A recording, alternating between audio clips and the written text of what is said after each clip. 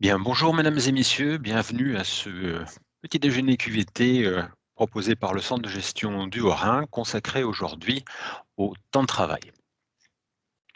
Alors, je vous présente ou rappelle pour ceux qui ont déjà participé à des éditions précédentes, le format de ce webinaire qui sera d'une durée d'une heure. Nous avons, pour faciliter la communication, fermé les micros, mais vous aurez la possibilité de poser vos questions via l'onglet Conversation, hein, auquel je vois que vous avez déjà accédé. Nous y répondrons en fin de présentation. Et nous n'aurons malheureusement, le cas échéant, pas la possibilité de répondre à vos problèmes techniques ou de connexion. Mais si j'en juge a priori le nombre de connexions et de petits échanges qui sont déjà intervenus, je pense qu'il n'y a pas de souci. Donc, je salue aussi une petite salutation spéciale à notre collègue de Martinique qui nous a rejoints, puisque je sais qu'il est très tôt là-bas et donc j'aurai l'occasion d'échanger avec elle à aussi un autre moment comme nous l'avons convenu. Eh bien, sans plus tarder, je vous propose de démarrer le contenu de ce petit déjeuner. Donc, comme dit, consacré au temps de travail et au cours duquel nous allons aborder 2 points, 2 parties. La première consacrée à la détermination légale de la durée du temps de travail et la seconde consacrée à l'annualisation du temps de travail, plus précisément des agents à temps non complet. Nous allons le voir plus précisément. Mais avant cela, je vous propose de démarrer par un petit rappel du contexte et du cadre, j'allais presque dire historique, en tout cas légal, qui nous amène aujourd'hui à aborder ce sujet. En effet, rappelons-nous, en 2001, la loi était venue fixer la durée légale du travail dans la fonction publique. Alors, en général, et plus précisément dans la fonction publique territoriale, bien sûr, en déterminant une durée hebdomadaire de travail de 35 heures. Hein, c'était la fameuse loi du passage aux 35 heures. Durée hebdomadaire à laquelle correspond une durée annuelle de travail. Alors, initialement de 1600 heures en 2001, qui ensuite est devenu 1607 heures lors de la création de la journée de solidarité quelques années après. Et cette durée annuelle de temps de travail est le résultat d'un décompte forfaitaire de jours de travail, de jours travaillés ou de jours non travaillés, comme nous allons le voir en détail dans quelques instants. Et sur ce point précis, le décompte qui avait été retenu dans les départements d'Alsace-Moselle avait intégré un nombre de jours fériés comprenant expressément les 2 jours fériés locaux spécifiques à Alsace-Moselle, prévus par le droit local, et qui aboutissaient de fait à partir de la même durée hebdomadaire de 35 heures à une durée annuelle différente de celle expressément prévue par la loi, en l'occurrence à une durée annuelle de 1585 heures au lieu de 1600 heures. 1592, une fois la journée de solidarité instaurée. Et depuis 2001, la question est revenue régulièrement, notamment à travers les contrôles effectués par la Chambre régionale des comptes sur certaines collectivités, de savoir finalement quel était le décompte qui devait être retenu en Alsace-Moselle, 1585 ou 1600. Et ce point a été à nouveau, j'allais dire, soulevé à l'occasion de la loi d'août 2019, dite loi de transformation de la fonction publique.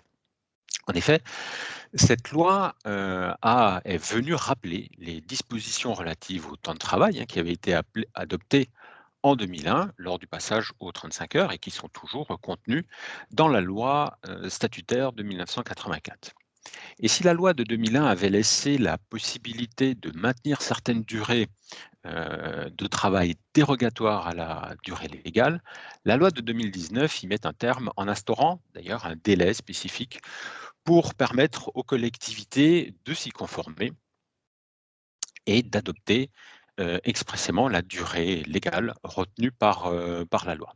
Délai d'1 an qui court après le renouvellement de l'assemblée délibérante. Donc en l'occurrence, hein, pour vous le rappeler, la commune qui était concernée par le premier tour avait jusqu'au 1er janvier 2022 ont jusqu'au 1er janvier 2022 pour adopter l'entrée en vigueur de cette durée légale conforme, si je puis dire.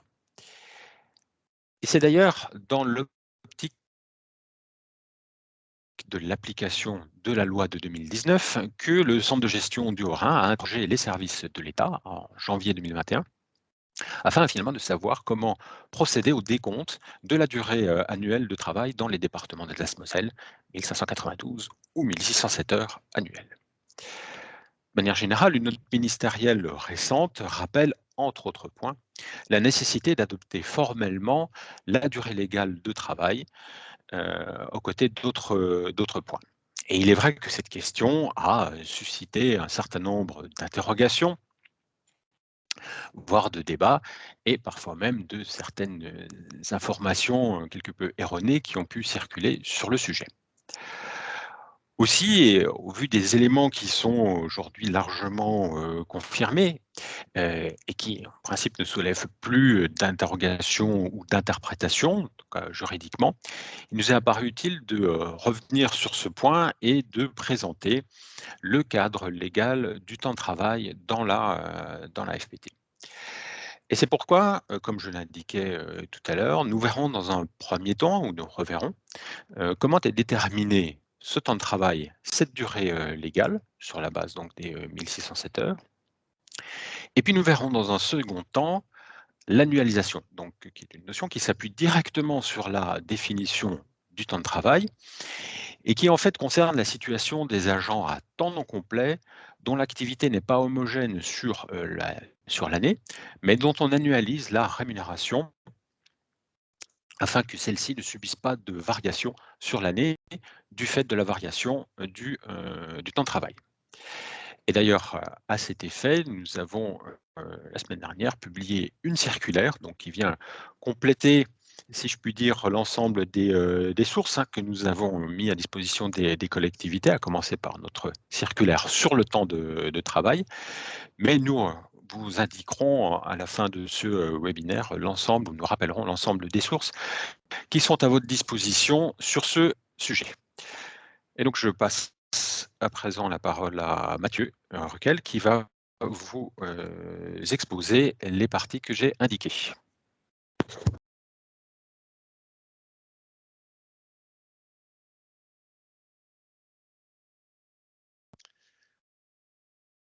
Bonjour à tous.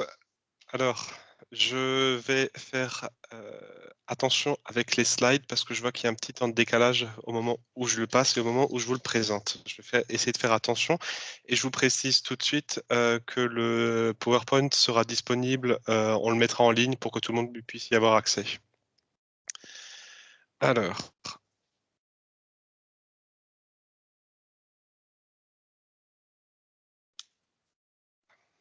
donc on va commencer tout d'abord par le cadre juridique du temps de travail. Bon, c'est du vu et du revu, mais c'est quand même bien de partir de ça. Loi de 84, donc la loi sur les portant dispositions statutaires relatives à la fonction publique, article 7-1. Le décret 2815, donc ça c'est sur le temps de travail de l'État, et le décret 2001-623, le temps de travail dans la fonction publique, qui renvoie en grande partie aux dispositions du décret 2815. Dans ce décret, on va dire, ça c'est vraiment la base de tout, c'est le premier alinéa de l'article 1er qui vient nous dire « La durée du travail effectif est fixée à 35 heures par semaine ». Ça c'est réglementaire, c'est marqué dans la loi, c'est en place depuis 2002, c'est incontestable. Donc là-dessus, on va distinguer deux notions. On va distinguer le temps de travail qui est rémunéré, du temps de travail effectif. Alors, on va commencer par le temps de travail rémunéré. Le temps de travail rémunéré, donc on part des 35 heures qui sont fixées donc, par les textes. On va multiplier ça par les 52 semaines. Ce qui nous donne 1820 heures. Ces 1820 heures, c'est le nombre d'heures qui sont rémunérées annuellement. Si on divise par 12, on obtient le chiffre de 100, enfin le nombre de 151,67, ce nombre que vous récupérez on va dire sur vos fiches de paye.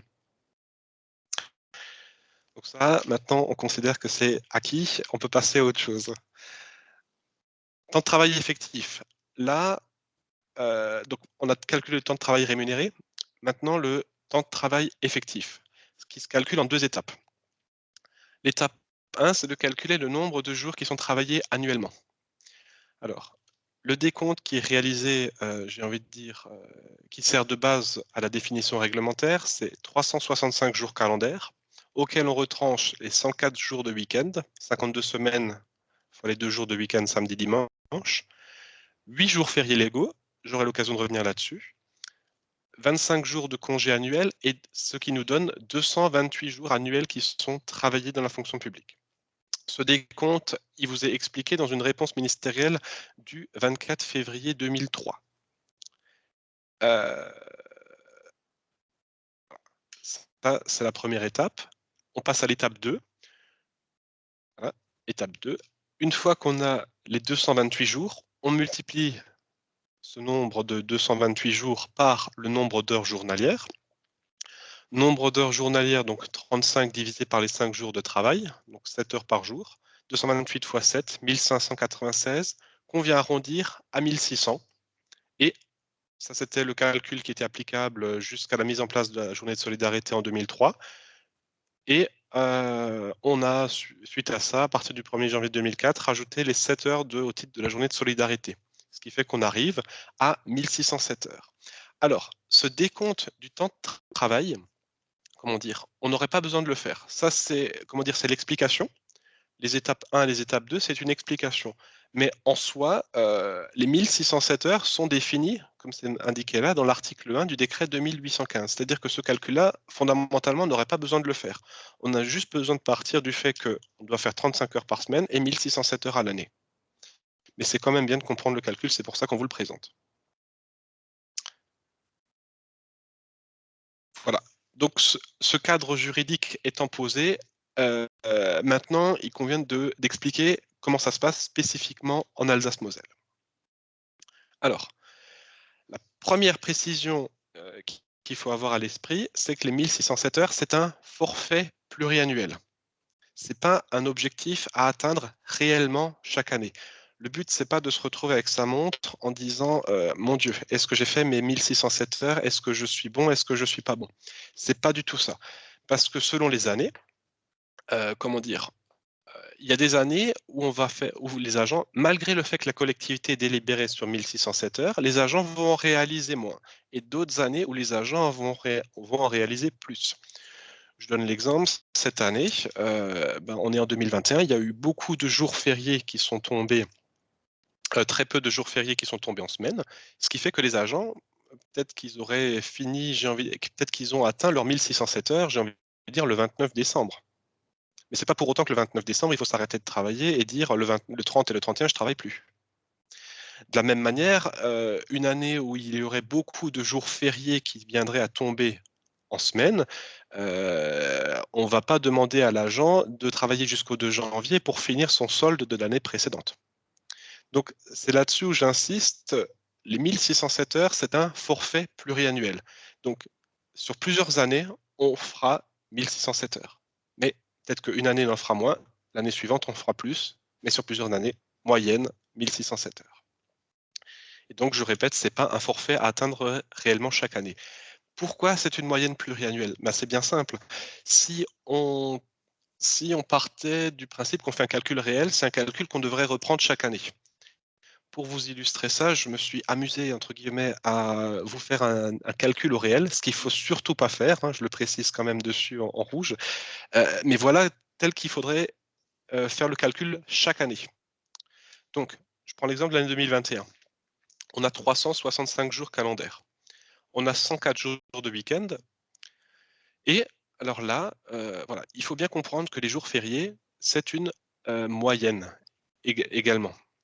Parce que 8, c'est pas le nombre de jours fériés qu'il y a entre guillemets, que les personnes ont droit, enfin, que les agents publics et tous salariés ont droit, c'est le nombre de jours fériés qui sont susceptibles de tomber en semaine pluriannuellement.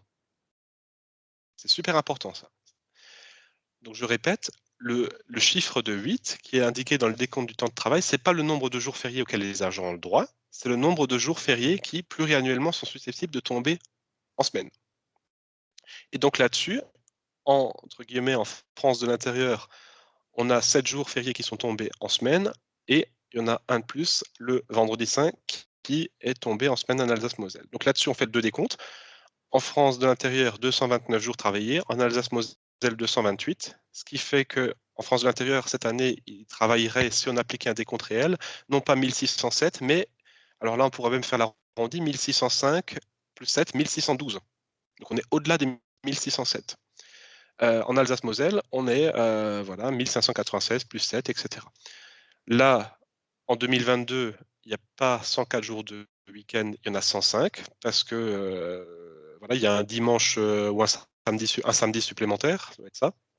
Donc, pareil, le décompte est réactualisé. Le nombre de jours fériés aussi, et puis également, en 2024, on a une année bissextile, ce qui fait que ça vous perturbe également le calcul du nombre de jours. Le plus important là-dedans, c'est de comprendre que les agents doivent faire 35 heures par semaine. Peu importe combien il y a de jours fériés dans l'année, les agents, il faut qu'ils fassent 35 heures par semaine. S'il y a un jour férié qui est chômé, qui tombe dans cette semaine, l'agent, il est chômé, il est rémunéré. Parce que son calcul de temps de travail rémunéré qu'on a calculé au tout début, il sera rémunéré en tant que tel. Je passe à la précision suivante. L'ensemble des jours fériés qui tombent sur un jour travaillé sont chômés et rémunérés. C'est ce que je viens de dire. Y compris les 2 jours fériés locaux en Alsace-Moselle. Concrètement, tel que le répète la préfecture et le centre de gestion depuis plusieurs mois, les jours fériés locaux en Alsace-Moselle ne sont pas supprimés. Ils continuent d'être chômés et rémunérés au même titre que n'importe quel des autres jours fériés en France de l'intérieur. Je le répète encore une fois, le chiffre de 8 constitue la moyenne pluriannuelle du nombre de jours fériés susceptibles de tomber en semaine et non le nombre de jours fériés réels. Quand même faire un petit rappel, en France de l'intérieur, il n'y a pas 8 jours fériés, il y en a 11. C'est l'article 3133-1 du Code du travail. Et en Alsace-Moselle, on a 2 jours de plus. Donc le vendredi saint dans les communes où il y a un temple protestant ou une église mixte, et le second jour de Noël, donc le 26 décembre. Ces jours fériés locaux continuent d'être pris, ils continuent d'être rémunérés. La seule différence avec cette actualisation qu'on a en ce moment, c'est qu'on peut, 8 étant une moyenne, on ne peut pas citer des jours fériés. C'est impossible parce que c'est une moyenne. Ça englobe, en fait, la moyenne de 8 englobe les 11, englobe les 13 en Alsace-Moselle. Donc les gens continuent de les prendre, les agents publics continuent de les prendre, mais on ne peut plus les mentionner en tant que tels. C'est concrètement la seule différence qu'il y a par rapport à ce qu'on faisait jusqu'à présent avec les 1592 et les 1593 heures.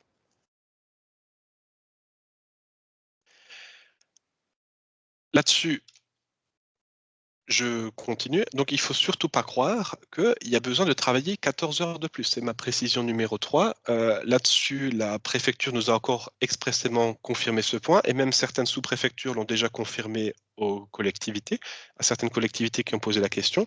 Ce n'est pas parce qu'on met en place les 1607 heures qu'on fait un paramétrage de logiciel où votre prestataire de logiciel vous explique qu'on passe de 1592 à 1607, donc il y a 14 heures à travailler en plus. C'est totalement faux. Comment dire? Si on faisait ça, ça viendrait effectivement à ne pas respecter le droit local en Alsace-Moselle. On prend les jours fériés, on continue de les prendre. La seule différence, comme je le répète, c'est qu'on ne peut plus le dire, voilà, on prend tel jour et tel jour. 8, c'est une moyenne. Et de la même manière, 1607, c'est une moyenne pluriannuelle. Pourquoi? Parce que si les agents génèrent des jours de fractionnement, donc pour mémoire, les jours de fractionnement, c'est quand les agents publics posent des jours de congé entre le 1er janvier et le 1er avril, le 30 avril, et le 1er novembre et le 31 décembre. S'ils posent 5, 6 ou 7 jours pendant cette période, ils ont le droit à un jour de plus. Et s'ils posent 8 jours ou plus pendant ces périodes, ils ont le droit à 2 jours en plus. Les congé dit de fractionnement, ça ne se génère pas collectivement. C'était aussi un des buts de la réforme, c'était de dire, voilà, certaines collectivités qui les attribuaient d'office à tous les agents en début d'année, en disant, ben écoutez, j'ai 90-95% de mon effectif qui les génère, donc plutôt que de me casser la tête à les enlever aux 5% qui restent, je donne à tout le monde. Non, ça c'est pas possible. Les jours de fractionnement, ça se génère individuellement. Et bien, mais par contre, ça n'a pas d'impact sur le décompte des 1607. Avant, on est parti sur 25 jours de congé. On n'a pas lieu de rajouter les 2 jours de fractionnement dans le décompte. Pour autant, à l'instar des jours fériés, si on les génère, on les prend. Si on y a droit, on les prend. Sauf qu'ils ne rentrent pas en ligne de compte dans le décompte.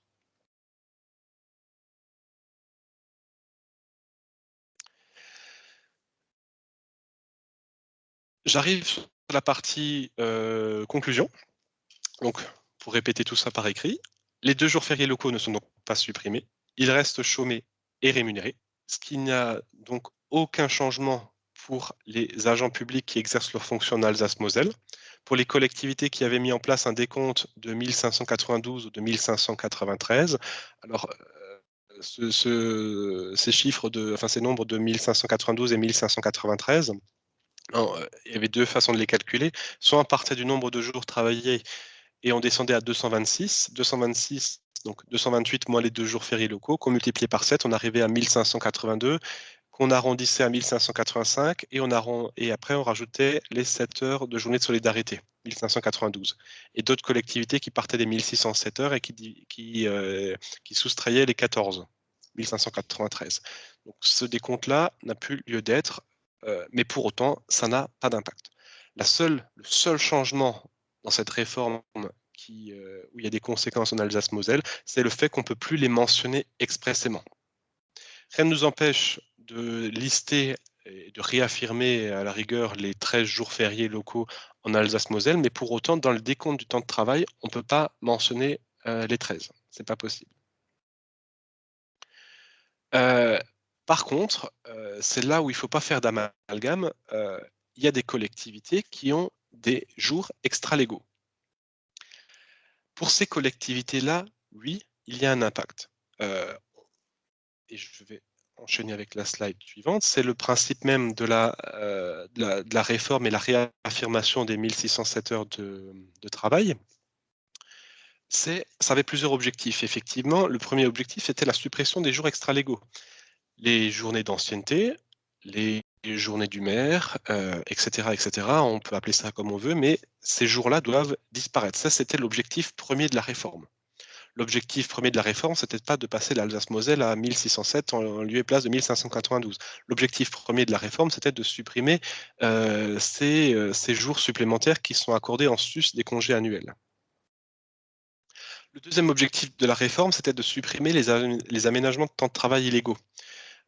Le plus connu d'entre eux étant le Fini-Parti et qui continue de faire l'actualité dans certaines grandes villes du sud de la France.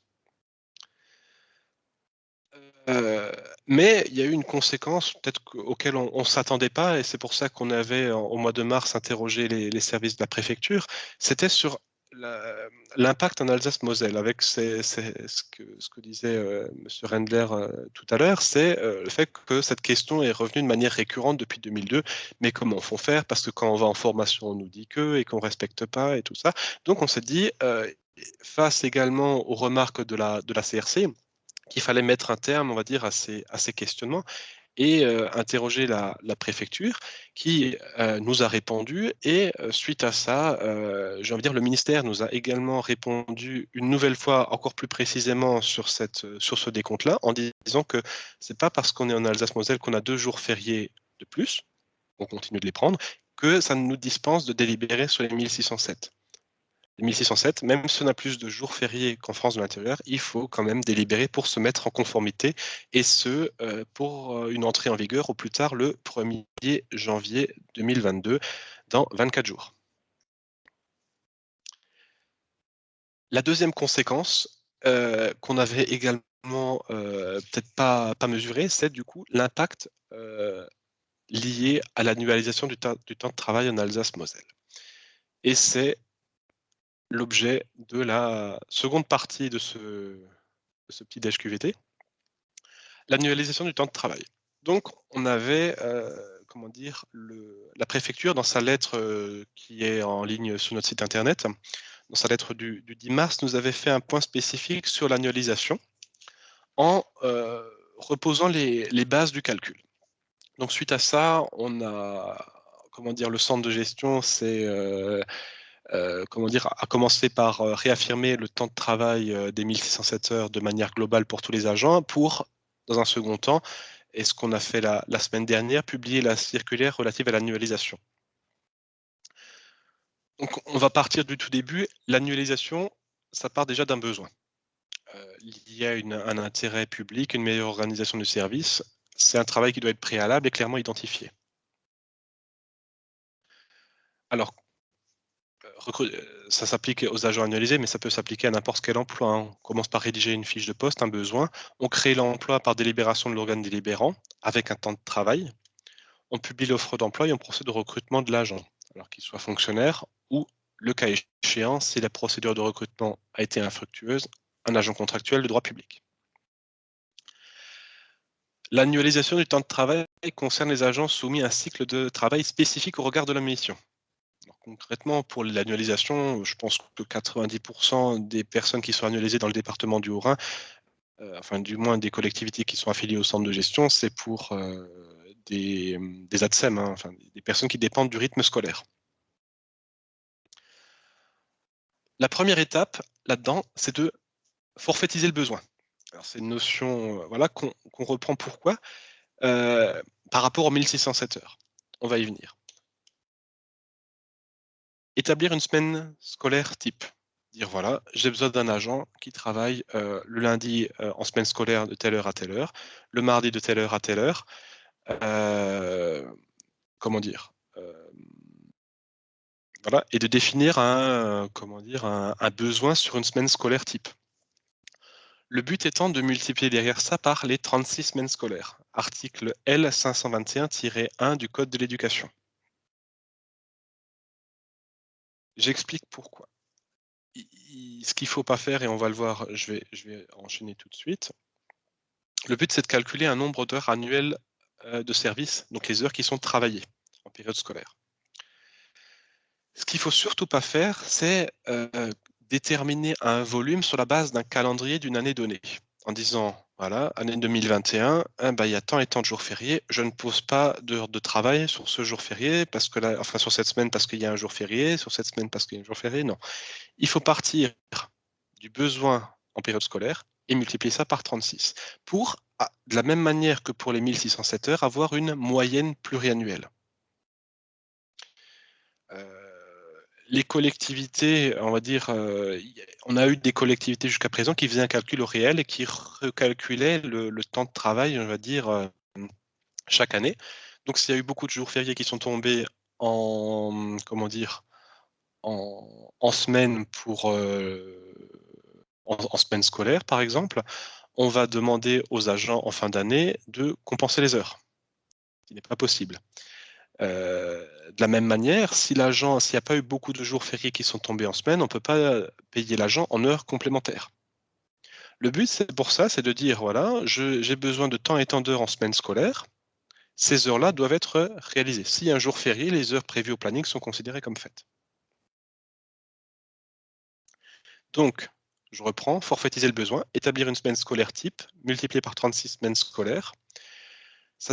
Là-dessus, on pose la fraction, voilà, la durée annuelle de service définie par la collectivité qui correspond aux besoins, et là-dessus, on va le mettre sur 1600 et pas sur 1607 heures. Pourquoi? Parce qu'on travaille, on va déterminer le temps de travail rémunéré.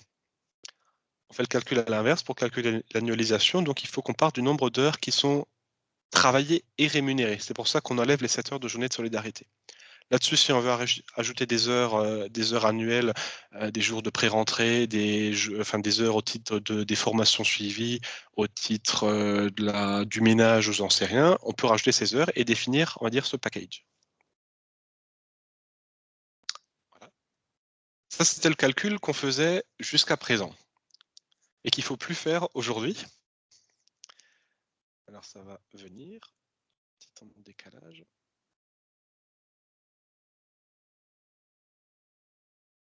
Et un petit temps de décalage. Voilà. Voilà. Donc, on avait une durée annuelle de service, ce que j'ai appelé DAS. 2000, je reprends l'exemple, 2080 heures. La collectivité a défini son besoin. J'ai besoin d'un agent qui travaille, d'un agent annualisé qui travaille 1080 heures par an. On faisait le produit en croix, donc 1080 sur les 1585, c'était ce qu'on avait jusqu'à présent. Et notre but, c'était de déterminer le nombre d'heures annuelles qui sont rémunérées. Donc, on faisait les 1080 fois les 1820, qu'on divisait par 1585, et ça nous donnait 1243, qui sont le nombre d'heures annuelles rémunérées. Là-dessus, ce qu'on faisait, c'est qu'on divisait les 1243 par 52 semaines, et on obtenait 23,85. Alors ça, c'est un calcul aujourd'hui à bannir. Je termine l'exemple, parce que ça va nous servir après pour comparer. Donc, si on faisait ce calcul avec l'ancienne méthode, si un agent gagnait à temps complet 2000 € brut, avec les 23,85, on arriverait à une rémunération brute de 1362,86 par rapport à son temps de travail. Le calcul qu'il faut désormais faire, c'est, on repart toujours des 1080, je n'ai pas changé le besoin, 1080. Le calcul est beaucoup plus simple. On multiplie par les 35 et on divise par 1600. 1600, c'est suite à la mise en place donc, des 1607 heures. De la même manière pour l'annualisation, on doit tenir compte désormais du temps de travail de 1607, moins les 7 heures de solidarité pour calculer le temps de travail rémunéré. Donc, je reprends le même exemple. Un agent à temps complet qui gagne 2000 € brut, rémunération proratisée 1350,29. Il y a donc, pour les collectivités qui appliqueraient les deux méthodes au même moment, il y aurait donc une perte de 12,57 € brut mensuels. Alors, une collectivité qui voudrait mettre à jour, on va dire, le calcul de l'annualisation de ses agents, aurait la possibilité de le faire via un arrêté, en diminuant le temps de travail dans la limite des 10%, ce qui ne provoquerait pas de suppression de l'emploi. Donc on peut le faire par simple arrêté, le modèle est en ligne. Pour autant, si derrière la collectivité a la volonté de compenser cette perte, elle a tout à fait la possibilité via le régime indemnitaire. Ou, autre solution, d'augmenter les heures de travail.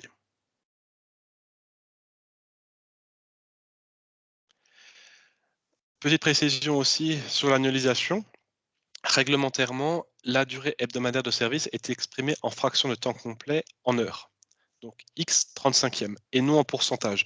On a des collectivités qui, bien souvent, et à juste titre parce qu'elles le mettent derrière dans la fiche de paye, expriment un pourcentage. Or, réglementairement, dans la délibération, il faut que ce soit une durée en 35e et que l'emploi soit publié en 35e. Mais rien ne nous interdit pour autant de mentionner le pourcentage en plus. Et de la même manière, ce qu'on se rend souvent compte dans les calculs, dans différents calculs, notamment pour le calcul de la retraite ou autre, ou temps partiel, c'est ne pas confondre les centièmes avec les minutes. 23,63 heures, c'est 23 heures et 37 minutes. Ça, c'est important aussi de le souligner parce qu'on a souvent l'erreur. Et je vais conclure là-dessus avec la journée de solidarité. La journée de solidarité, donc pour les agents qui travaillent à temps partiel, à temps non complet ou incomplet, les 7 heures sont réduites au prorata de leur durée hebdomadaire de service. Donc je reprends le même exemple qu'on avait tout à l'heure avec les 23,63.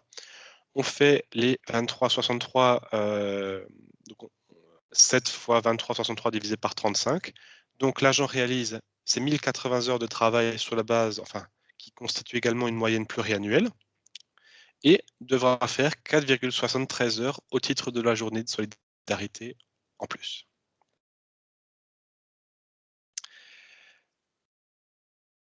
Je vais conclure en vous laissant ce petit slide. Je passe tout mon temps à comprendre le temps. Ça fait plusieurs mois que le centre de gestion est mobilisé sur la question du temps de travail, qui est, un sujet très important et qui préoccupe pas mal les collectivités, de par aussi cette date du 1er janvier 2022 qu'il faut à tout prix passer avec les 1607 heures. Voilà. Je vous invite, si vous avez des questions, à les poser via la conversation. Et le directeur, monsieur Gilles Rendler et moi-même essayerons de répondre à vos questions s'il y en a. Merci à vous.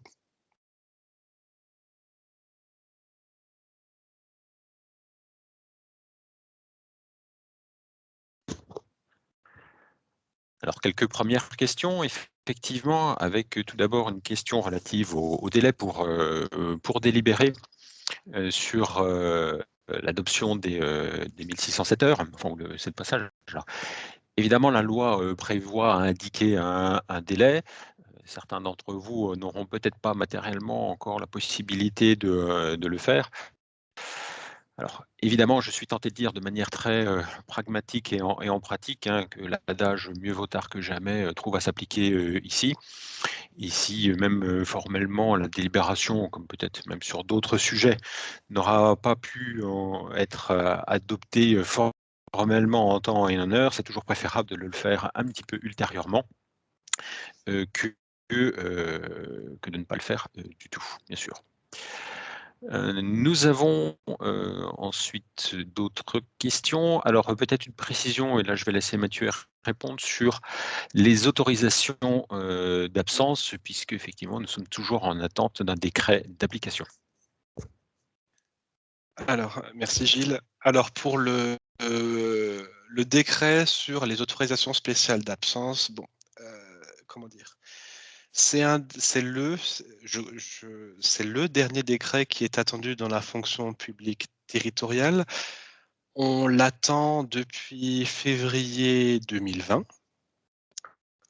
Il est très, très attendu dans la territoriale, pour remettre à plat on va dire les jours applicables. Alors ce décret, c'est un décret qui avait vocation à intervenir il y a déjà une trentaine d'années, si ce n'est plus.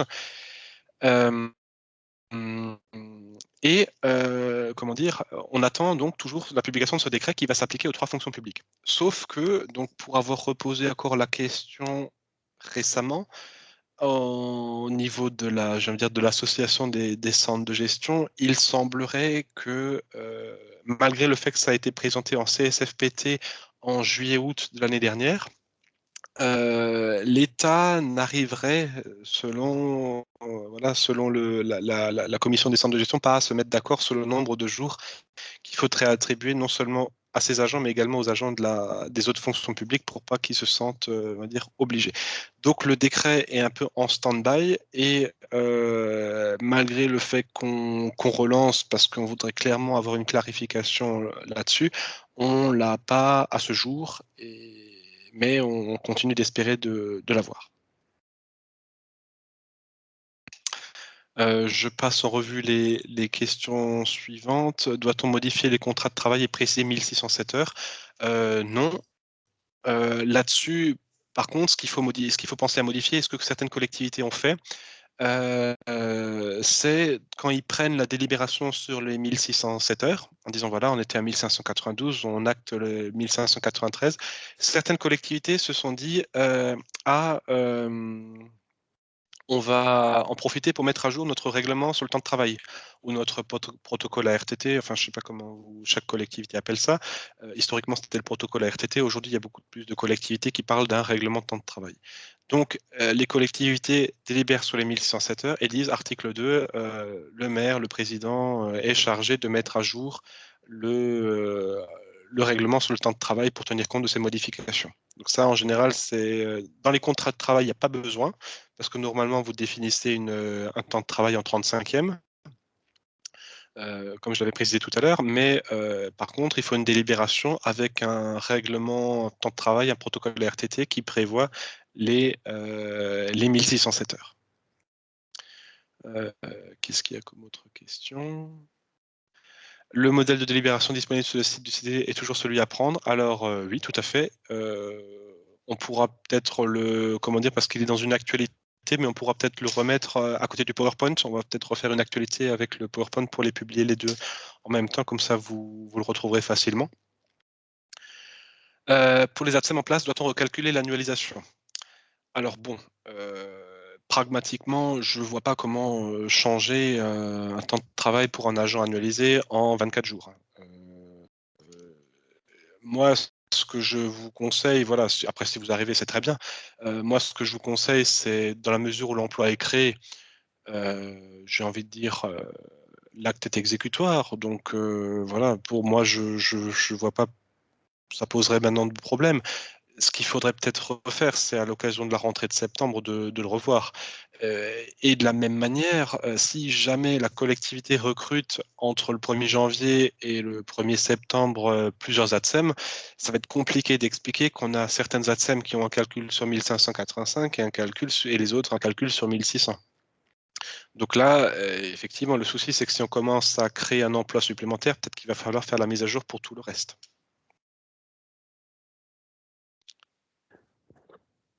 Nous avons ensuite une question sur le fait d'éventuellement prendre un arrêté de service non fait pour un agent annualisé qui, si je comprends bien, n'aurait pas effectué la durée adéquate du fait notamment de jours d'ancienneté. Donc là, on est typiquement en présence a priori, de jours extra-légaux, tels qu'on le décrivait tout à l'heure, qui en principe n'ont pas lieu d'être théoriquement depuis l'entrée en vigueur des 35 heures, et donc rappelé par la loi de 2019.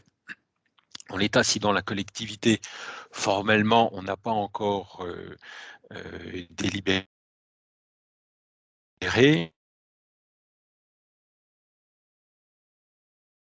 dire quand et donc on ne va pas pénaliser l'agent parce que ce n'est pas lui qui finalement détermine le cadre dans lequel il travaille, mais pour autant c'est quelque chose qui est à rectifier dans le cadre de la délibération à venir et qui en principe devront être supprimés pour une application conforme à la durée légale, j'allais dire pour les exercices à venir. Alors, j'en profite pour vous montrer, pour vous présenter le calculateur qui est joint avec la circulaire relative à l'annualisation qu'on a publiée la semaine dernière, qui vous permet, on va dire, de calculer le temps de travail annualisé en temps réel. Donc, calculateur, vous avez toutes les références législatives, réglementaires et même la circulaire du centre de gestion dedans, avec le règlement des ATSEM qui est précisé également dedans. Là-dessus, vous pouvez définir un nombre d'heures. Voilà, on peut mettre 5. Alors, rien ne vous empêche de préciser uniquement le besoin en semaine scolaire et de ne pas détailler forcément tout, les lignes, mais vous avez la possibilité de dire, voilà, j'ai prévu 1 heure par jour pour l'assistance au personnel enseignant, etc. Je le complète.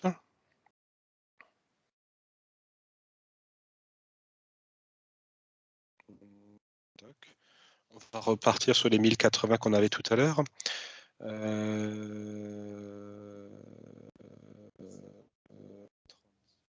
Voilà, les 1080 qu'on avait tout à l'heure. Donc à chaque fois, vous l'avez calculé en minutes. Et à la fin, on vous sort le calcul. Tac, ça descend pas. Ça va descendre. Un peu de retard. Voilà. Et donc là, je peux essayer de zoomer si jamais vous ne voyez pas. Voilà. Donc là, on a les 1080 heures et ça vous calcule directement les 23,63. Ça vous génère le temps de travail mensuel, le pourcentage et ça vous génère même le temps en journée de solidarité pour que derrière, vous puissiez carrément l'imprimer et que ça soit au format, on va dire, je sais pas si ça s'affiche. En fait, disons que vous pouvez l'imprimer pour que ça passe directement dans le bon format et que vous pouvez carrément le joindre à votre délibération. Voilà. Je ne sais pas s'il y a encore d'autres questions. Alors oui, une question sur les jours d'ancienneté qu'on évoquait il y a quelques instants. Donc, aux jours d'ancienneté qui, a priori, sont une fois encore dans la catégorie des jours extra-légaux puisqu'ils ne sont pas prévus par la loi et que par définition, ils n'ont pas de base légale. Donc, effectivement, qu'il y a principe doivent être supprimés, et ceci pour l'ensemble des agents, puisque contrairement, par exemple, à certains compléments de rémunération qui avaient été instaurés avant l'entrée en vigueur de la loi du 26 janvier 1984, et qui, dans cette même loi, pour lesquels il est prévu de permettre le maintien, hein, l'article 111 pour être précis, de ces avantages, de ces compléments de rémunération. Il n'y a pas de mesure similaire pour d'autres éléments, comme par exemple des jours de congés supplémentaires. Et dès lors, les seuls jours, j'allais dire, de congés qui sont envisageables, ce sont les jours de congés définis tels que par la réglementation, 5 fois les obligations hebdomadaires, plus éventuellement les 2 jours de fractionnement. Il est possible aussi donc de bénéficier des autorisations spéciales d'absence qu'on a évoquées tout à l'heure, ou alors des jours de réduction de temps de travail à RTT, mais là, ça c'est finalement une modalité d'organisation de la durée hebdomadaire légale, mais sorti de ce cadre, il n'est en principe pas possible d'instaurer d'autres éléments, et dès lors, s'ils existent, ils doivent être supprimés. Je reprends juste, on avait des questions je les reprends dans l'ordre.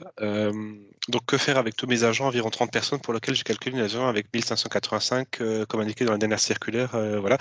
Donc, là, effectivement, on vous invite, peut-être, alors soit vous arrivez encore pour le 1er janvier, mais bon, je pense que ça va être relativement compliqué d'ici la fin de l'année, ou sinon, c'est vraisemblablement revoir ça moi, ce que je vous conseillerais, c'est en septembre, à l'occasion de la nouvelle année scolaire, mais comme dit, en soi, la délibération est passée, les emplois ont été créés, comment dire? Ça s'applique. Les 1585, votre calcul a été fait comme ça. Après, si demain, effectivement, la commune venait avoir un contrôle de la CRC, ça, c'est sûr qu'elle le relèverait. Mais c'est une situation, j'ai envie de dire, c'est des situations individuelles, c'est pas des situations collectives, et moi, j'invite, en l'occurrence, je vous invite, bon, il y a 30 personnes, hein, c'est sûr, mais à revoir ces annualisations-là. Et à voir si après, effectivement, socialement, je pense que la question du régime inter va se poser pour compenser effectivement la perte de salaire qui peut en découler. Je reprends juste, décret, ça c'est bon, ça c'est bon.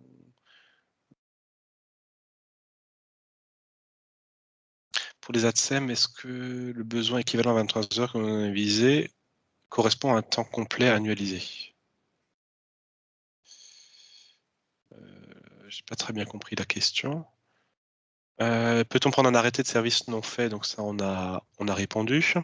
Une délibération est-elle nécessaire pour revenir aux 1107 heures au lieu d'une annulation actuellement en place pour un service technique si les besoins ont changé?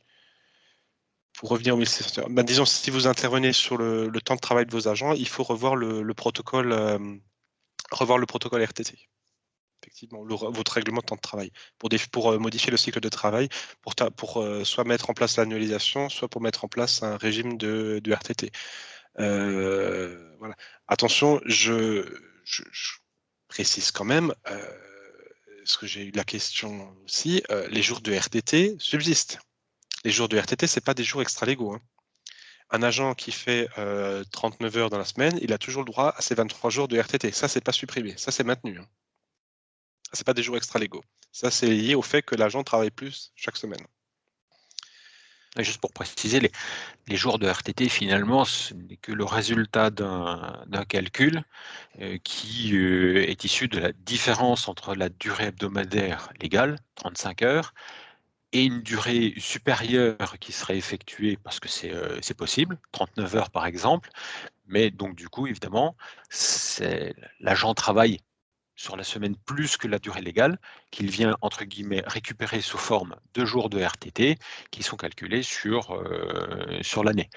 En se rappelant que les jours de RTT peuvent également être modulés en cas d'absence de l'agent, pour congé de maladie par exemple, puisqu'ils sont liés quand même eux aussi à le fait d'avoir effectué de manière effective la durée correspondante. J'en profite également pour vous dire que donc là, on a sorti la circulaire sur le temps de travail. On a sorti la circulaire sur l'annualisation. Le but maintenant, c'est de sortir, on va dire, toutes les circulaires qui gravitent autour du temps de travail. Donc, on a prévu peut-être de revoir la circulaire astreinte et permanence, qui est déjà en ligne sur notre site, mais peut-être qu'il va falloir un peu modifier certaines choses pour tenir compte des 1607 heures. On va également refaire une circulaire sur les RTT. C'est vrai qu'on avait peut-être une circulaire il y a très longtemps sur le calcul des RTT, donc ce serait bien un peu de préciser comment on acquiert des RTT et comment également ils sont réduits du fait de la maladie, parce que ça s'est intervenu en 2012. Une autre circulaire sur la journée de solidarité, parce que c'est bien aussi de faire des rappels un peu sur comment gérer la journée de solidarité. Enfin voilà. La circulaire temps de travail au centre et des circulaires qui concernent le temps de travail et qui gravitent autour de cette circulaire. Je continue. Je reprends dans l'ordre. Les agents qui bénéficient de congés d'ancienneté peuvent-ils continuer à en bénéficier? Donc là, on vous a répondu, c'est non. Ça, c'est la question qu'on a déjà répondu. Journée de solidarité. L'agent doit travailler 4,73 en plus de ses horaires habituels. La réponse est oui. On calcule un temps de travail par rapport aux besoins. Après, rien ne nous empêche de dire, voilà, on ne tient pas compte de la pré-rentrée et la journée de pré-rentrée, ce sera la journée de solidarité du collectivité qui fonctionne comme ça. Sommes-nous obligés d'avoir un logiciel de gestion du temps? Alors, la réponse, comment dire? Si vous souhaitez payer des heures supplémentaires à partir du moment où vous êtes 10, il vous faut un logiciel de gestion du temps. Oui.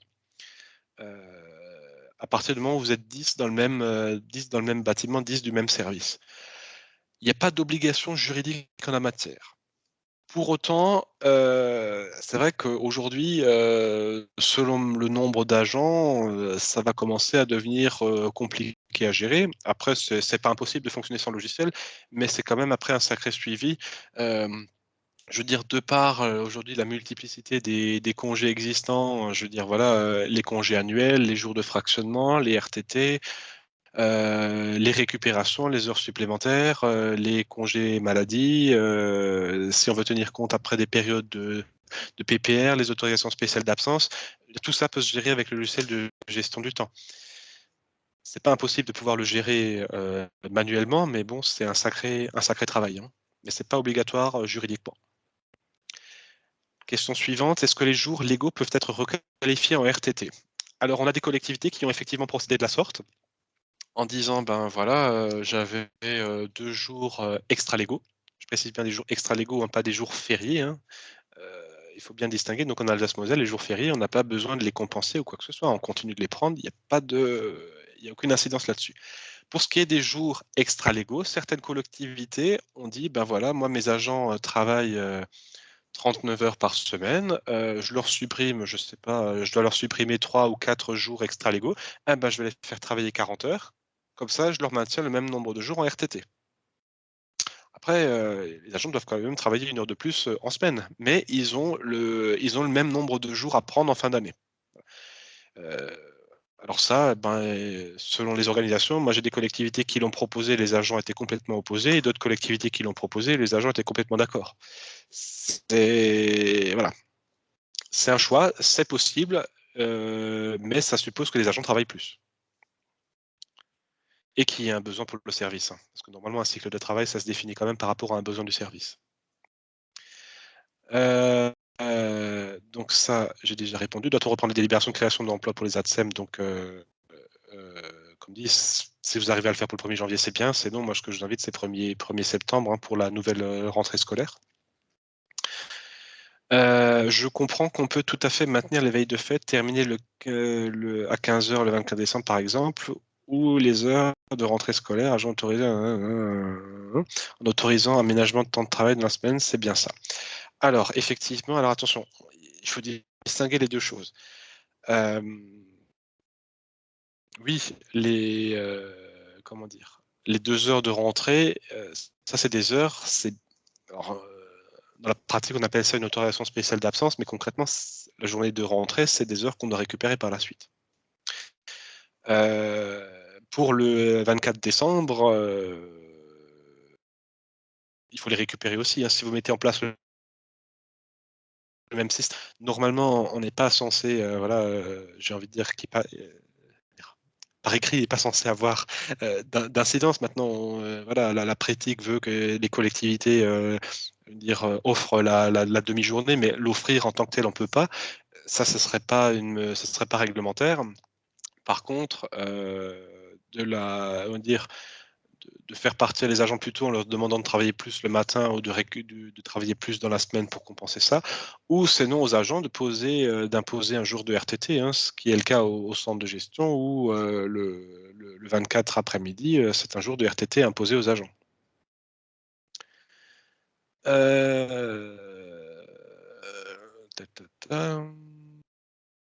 Concernant les jours d'ancienneté, peut-on indiquer qu'ils sont progressivement mis en extinction et que tous les agents recrutés à côté d'une date n'en bénéficient pas, tout en laissant le bénéfice à ceux qui sont entrés en cette date? Non, ça c'est pas possible, et c'est en l'occurrence, pour avoir un exemple jurisprudentiel, c'est la ville de Paris qui a essayé de faire ça. Et non, c'est pas passé. Ils ont perdu au tribunal administratif, ils ont fait un recours devant le Conseil d'État, mais ça va se terminer de la même manière. On peut pas le maintenir pour les agents qui étaient là en place avant. On peut pas les mettre en extinction progressive. La ville de Paris avait mis dans son argumentaire le fait que le logiciel de gestion du temps ne serait opérationnel qu'à partir du 1er juillet et que du coup, on ferait une mise en place progressive au 1er mars, au 1er avril, au 1er mai, selon les services. Après, selon le nombre d'agents, ça peut se comprendre, mais le juge a été complètement intransigeant à l'égard de la ville de Paris là-dessus et leur a dit 1er janvier, c'est 1er janvier. Là-dessus ou derrière, c'est sûr que la suppression des jours d'ancienneté, hein, selon si on a, j'ai envie de dire 1 ou 10, ben, c'est sûr que c'est pas le même impact pour des agents qui ont ça depuis 5, 10, 15, 20 ans, hein. Donc là-dessus, il y a beaucoup de collectivités qui ont engagé des démarches, on va dire, de négociation sur l'indemnisation des jours CET, sur la mise en place du télétravail, sur les participations santé-prévoyance, enfin sur divers sujets pour essayer, on va dire, en disant que sur le temps de travail, il n'y avait pas de négociation possible. La négociation, c'est de voir éventuellement comment organiser les cycles. Est-ce qu'on met en place des RTT ou on ne met pas en place de RTT? Mais sur la suppression des jours extralégaux, il n'y a pas de négociation possible.